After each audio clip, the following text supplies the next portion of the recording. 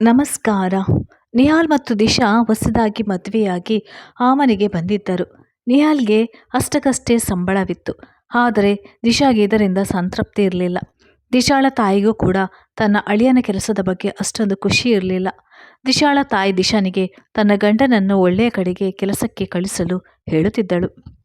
ಆದರೆ ನಿಹಾಲ್ಗೆ ಇದೆಲ್ಲ ಇಷ್ಟವಿರಲಿಲ್ಲ. ಒಳ್ಳೆಯ ಸಂಬಳ ಕೊಡುವ ಕೆಲಸ ತುಂಬ ಕಷ್ಟವಿರುತ್ತದೆ ಮತ್ತು ಇದರಿಂದ ನಾನು ನಿನ್ನಿಂದ ತುಂಬ ಹೊತ್ತು ದೂರವಿರಬೇಕಾಗುತ್ತದೆ ಅಂತ ನಿಹಾಲ್ ಯಾವಾಗಲೂ ದಿಶಾನಿಗೆ ಹೇಳುತ್ತಿದ್ದ.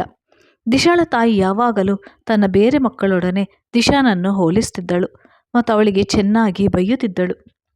ಇದರಿಂದ ದಿಶಾನಿಗೆ ದಿನಾಲೂ ಅವಮಾನವಾಗುತ್ತಿತ್ತು. ದಿಶಾ ನಿಹಾಲ್ನೊಡನೆ ನಾನು ಕೂಡ ಕೆಲಸಕ್ಕೆ ಹೋಗುತ್ತೇನೆ ಎಂದು ಹಠ ಹಿಡಿಯುತ್ತಿದ್ದಳು.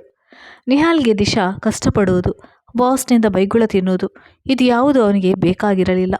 ತನ್ನ ಹೆಂಡತಿ ರಾಣಿ ಥರ ಇರಬೇಕೆಂದು ಅವನು ಬಯಸುತ್ತಿದ್ದ. ಅದಕ್ಕೋಸ್ಕರ ಅವನು ದಿಶಾಳನ್ನು ಕೆಲಸಕ್ಕೆ ಕಳಿಸಲು ಇಷ್ಟಪಡುತ್ತಿರಲಿಲ್ಲ. ಆದರೆ ಅವರ ಮನೆಯ ಮುಂದೆ ಒಂದು ದೊಡ್ಡ ಬಂಗ್ಲೆ ಇತ್ತು. ಈ ಬಂಗ್ಲೆ ಖಾಲಿಯಾಗಿತ್ತು. ನೋಡಲು ತುಂಬ ಸುಂದರವಾಗಿ ಅರಮನೆ ಥರ ಇತ್ತು. ಒಂದು ದಿನ ಆ ಮನೆಗೆ ಒಂದು 60 ವರ್ಷ ವಯಸ್ಸಿನ ಒಬ್ಬ ಗಂಡಸು ಬಂದ. ಅವನು ಆ ಮನೆಯ ಒಡೆಯನಾಗಿದ್ದ. ಅವನಿಗೆ ವಯಸ್ಸು 60 ಆಗಿದ್ದರೂ ಅವನು ನೋಡಲು 30 ವರ್ಷದವನ ಥರ ಇದ್ದ. ಅವನು ಅಮೆರಿಕದಲ್ಲಿ ನೆಲೆಸಿದ್ದ. ಈಗ ಭಾರತಕ್ಕೆ ವಾಪಸ್ ಮರಳಿ ಬಂದಿದ್ದ.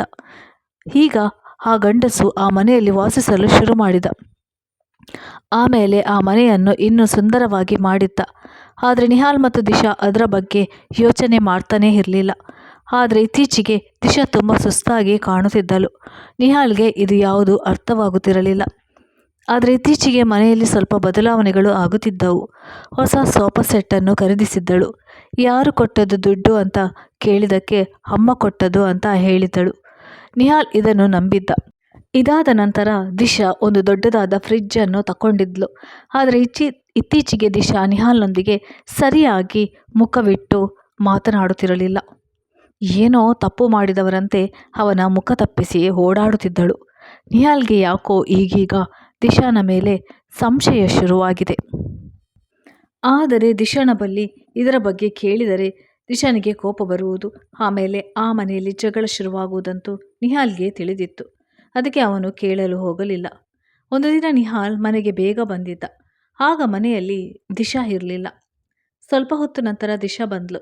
ದಿಶಾನನ್ನು ಕೇಳಿದಾಗ ಇಲ್ಲೇ ಸ್ವಲ್ಪ ಹೊರಗಡೆ ಹೋಗಿದ್ದೆ ಅಂತ ಹೇಳಿದ್ಲು. ಆದರೆ ಅವಳು ತುಂಬ ಸುಸ್ತಾದವಳಂತೆ ಕಾಣುತ್ತಿದ್ದಳು. ಆದರೆ ಬರುವಾಗ ಕೈಯಲ್ಲಿ ಸ್ವಲ್ಪ ಪಾರ್ಸೆಲ್ಗಳನ್ನು ತಂದಿದ್ದಳು. ಅದರಲ್ಲಿ ತುಂಬ ಚೆನ್ನಾಗಿ ಪರಿಮಳ ಬರುತ್ತಿತ್ತು. ನಿಹಾಲ್ ಅದರ ಬಗ್ಗೆ ಕೇಳಿದಾಗ ದಿಶಾ ತೊದಲುತ್ತಾ ಅದು ನನ್ನ ಫ್ರೆಂಡ್ಸ್ ಕೊಟ್ಟದ್ದು ಅಂತ ಹೇಳಲಾರಂಭಿಸಿದಳು. ನಿಹಾಲ್ಗೆ ಅವಳ ಮೇಲೆ ನಂಬಿಕೆ ಬರಲಿಲ್ಲ. ಆದರೆ ಅದರ ಬದಲು ಅವನಿಗೆ ಅವಳ ಮೇಲೆ ಸಂಶಯ ಉಂಟಾಯಿತು. ಅದನ್ನು ಪರೀಕ್ಷಿಸಬೇಕೆಂದು ಯೋಚಿಸಲಾರಂಭಿಸಿದನು. ಮತ್ತೊಂದು ವಾರದ ನಂತರ ನಿಹಾಲ್ ಮನೆಗೆ ಬೇಗ ಬಂದಾಗ ಕೂಡ ದಿಶಾ ಮನೆಯಲ್ಲಿ ಇರಲಿಲ್ಲ. ಆಗ ನಿಹಾಲ್ಗೆ ದಿಶಾನ ಮೇಲೆ ಸಂಪೂರ್ಣ ಅನುಮಾನ ಉಂಟಾಯಿತು. ಸ್ವಲ್ಪ ಹೊತ್ತಿನ ನಂತರ ಬಂದ ಅವಳು ಏನೇನೋ ಸಬೂಬು ಕೊಟ್ಟಳು. ಆದರೆ ನಿಹಾಲ್ಗೆ ದಿಶಾಳ ಮೇಲೆ ನಂಬಿಕೆ ಬರಲಿಲ್ಲ. ಇದನ್ನು ಸರಿಯಾಗಿ ಪರೀಕ್ಷಿಸಬೇಕೆಂದು ನಿಹಾಲ್ ಒಂದು ದಿನ ಅವಳನ್ನು ಫಾಲೋ ಮಾಡಲು ಯೋಚಿಸಿದ್ದ. ಮರುದಿನ ನಿಹಾಲ್ ಕೆಲಸಕ್ಕೆ ಹೋಗುತ್ತೇನೆ ಅಂತ ದಿಶಾ ಬಳಿ ಹೇಳಿ ಒಂದು ಕಡೆ ಮರೆಯಲ್ಲಿ ನಿಂತು ಅವಳನ್ನು ನೋಡುತ್ತಿದ್ದ. ಸ್ವಲ್ಪ ಹೊತ್ತಿನ ನಂತರ ದಿಶಾ ಚೆನ್ನಾಗಿ ಅಲಂಕರಿಸಿಕೊಂಡು ಆ ಬಂಗ್ಲೆಯ ಹತ್ತಿರ ಹೋದಳು. ಆ ಬಂಗ್ಲೆಯ ಸೆಕ್ಯೂರಿಟಿ ಗಾರ್ಡ್ ಅವಳಿಗೆ ಬಾಗಿಲನ್ನು ತೆರೆದು ಕೂಡಲೇ ದಿಶಾ ಮನೆಯೊಳಗೆ ಹೋದಳು. ನಂತರ ಬಂಗ್ಲೆಯ ಬಾಗಿಲನ್ನು ಹಾಕಿದರು. ಇದನ್ನು ನೋಡಿ ನಿಹಾಲ್ಗೆ ಕೋಪ ಮತ್ತು ದುಃಖ ಬಂದಿತ್ತು. ಇಷ್ಟೊಂದು ಚೆನ್ನಾಗಿ ಪ್ರೀತಿಸಿದ ಹೆಂಡತಿ ದಿಶಾ ತನಗೆ ಈ ಬಗ್ಗೆ ಮೋಸ ಮಾಡುವಳು ಎಂದು ಯಾವತ್ತೂ ಯೋಚಿಸಿರಲಿಲ್ಲ. ದುಡ್ಡಿನ ಆಸೆಗಾಗಿ ಒಂದು ಶ್ರೀಮಂತ ಮುದುಕನನ್ನು ಬಲೆಗೆ ಹಾಕಿದ್ದಾಳೆಂದು ನಿಹಾಲ್ ತಿಳಿದಿದ್ದ. ಆದರೆ ದಿಶಾಳ ಬಳಿ ಇದನ್ನು ಕೇಳಲು ಭಯಪಡುತ್ತಿದ್ದ. ಎಲ್ಲಾದರೂ ಅವಳು ತನ್ನ ತಪ್ಪು ತಿಳಿದುಕೊಂಡು ಈ ಮನೆ ಬಿಟ್ಟು ಹೊರಟು ಹೋದರೆ. ಆದರೆ ಇದು ನಿಹಾಲ್ ಮನಸ್ಸಿನಲ್ಲಿ ಕೊರೆಯುತ್ತಿತ್ತು. ಮನೆಗೆ ಬಂದ ದಿಶಾಳ ಮುಖ ನೋಡಲು ಅವನಿಗೆ ಇಷ್ಟವಾಗಲಿಲ್ಲ. ಆದರೆ ದಿಶಾ ಇದನ್ನು ಯಾವುದನ್ನು ಗಮನಿಸಲಿಲ್ಲ. ಆದರೆ ನಿಹಾಲ್ ದಿಶಾಳನ್ನು ರೆಡ್ ಹ್ಯಾಂಡ್ ಆಗಿ ಹಿಡಿಯಬೇಕೆಂದು ಒಂದು ಹೊಸ ಉಪಾಯ ಮಾಡಿದ. ಅವನು ಸೆಕ್ಯೂರಿಟಿ ಗಾರ್ಡ್ ಒಟ್ಟಿಗೆ ಸ್ನೇಹವನ್ನು ಮಾಡಿದ್ದ. ಒಂದು ದಿನ ದಿಶಾ ಬಂಗ್ಲೆಗೆ ಹೋದ ನಂತರ ನಿಹಾಲ್ ಅವಳನ್ನು ಫಾಲೋ ಮಾಡಿ ಆ ಬಂಗ್ಲೆಗೆ ಬಂದ. ಅವನಿಗೆ ದಿಶಾ ಎಲ್ಲೂ ಕಾಣಿಸಲಿಲ್ಲ. ಆಗ ಮೇಲಿನ ಮಹಡಿಯಿಂದ ಅವಳ ಸ್ವರ ಕೇಳಿಸುತ್ತಿತ್ತು. ಮೆಲ್ಲನೆ ಮೇಲಿನ ಮಹಡಿಗೆ ಹೋಗಿ ನಿಹಾಲ್ ಬಾಗಿಲನ್ನು ಸರಿಸಿ ನೋಡಿದಾಗ ಅವನಿಗೆ ಶಾಕ್ ಆಯಿತು. ದಿಶಾ ಆ ಮನೆಯಲ್ಲಿ ಆ ಮುದುಕನ ಸೇವೆ ಮಾಡುತ್ತಿದ್ದಳು. ನಿಹಾಲ್ ಕಣ್ಣಲ್ಲಿ ನೀರು ಬಂತು. ನಿಹಾಲ್ ಮೌನವಾಗಿ ಅದನ್ನು ನೋಡಿ ಸೀದಾ ತನ್ನ ಮನೆಗೆ ಬಂದು ಕುಳಿತ. ಸಂಜೆ ದಿಶಾ ತುಂಬ ಸುಸ್ತಾಗಿ ಮನೆಗೆ ಬಂದವಳಿಗೆ ನಿಹಾಲ್ ಕಾಫಿ ಮಾಡಿಕೊಟ್ಟ. ಇದನ್ನು ಕಂಡು ದಿಶಾಳಿಗೆ ಶಾಕ್ ಆಯಿತು. ಅವಳು ಏನೆಂದು ಕೇಳದೆ ಸುಮ್ಮನೆ ಕಾಫಿ ಕುಡಿದಳು. ಸ್ವಲ್ಪ ಹೊತ್ತಿನ ನಂತರ ನಡೆದ ವಿಷಯವನ್ನೆಲ್ಲ ಹೇಳಿದ. ಇದನ್ನು ಕೇಳಿ ದಿಶಾ ಅಳು ಬಂತು. ಆ ವ್ಯಕ್ತಿ ತುಂಬ ಒಳ್ಳೆಯ ವ್ಯಕ್ತಿ. ನನ್ನನ್ನು ತನ್ನ ಮಗಳಂತೆ ನೋಡುತ್ತಿದ್ದಾರೆ. ನನಗೆಲ್ಲರಿಗಿಂತಲೂ ಹೆಚ್ಚಾಗಿ ಸಂಬಳ ಕೊಡುತ್ತಿದ್ದಾರೆ. ಮನೆಯ ಕಷ್ಟ ನೋಡಲಾಗದೆ ನಾನು ಆ ಕೆಲಸಕ್ಕೆ ಸೇರಿದೆ ಅಂತ ದಿಶಾ ನಿಹಾಲ್ಗೆ ಹೇಳುತ್ತಾಳೆ. ಇದನ್ನು ಕೇಳಿ ನಿಹಾಲ್ಗೆ ದುಃಖವಾಗುತ್ತದೆ. ಇದಕ್ಕೆಲ್ಲ ಕಾರಣ ದಿಶಾಳ ಅಮ್ಮ ಅಂತ ತಿಳಿದು ನಿಹಾಲ್ ಅವಳನ್ನು ಶಪಿಸುತ್ತಾನೆ. ಮರುದಿನ ದಿಶಾ ಆ ವ್ಯಕ್ತಿಗೆ ತನ್ನ ಅಗತ್ಯ ಎಷ್ಟು ಇದೆ ಅಂತ ತಿಳಿಸುತ್ತಾಳೆ. ನಿಹಾಲ್ ಇದನ್ನು ಒಪ್ಪಿ ಅವಳನ್ನು ಮರುದಿನ ಕೆಲಸಕ್ಕೆ ಕಳಿಸುತ್ತಾನೆ. ಕೆಲವು ದಿನಗಳ ನಂತರ ಆ ವ್ಯಕ್ತಿ ಗುಣಮುಖರಾಗಿ ಪುನಃ ಅಮೆರಿಕಕ್ಕೆ ಹೋಗಲು ಬಯಸುತ್ತಾರೆ.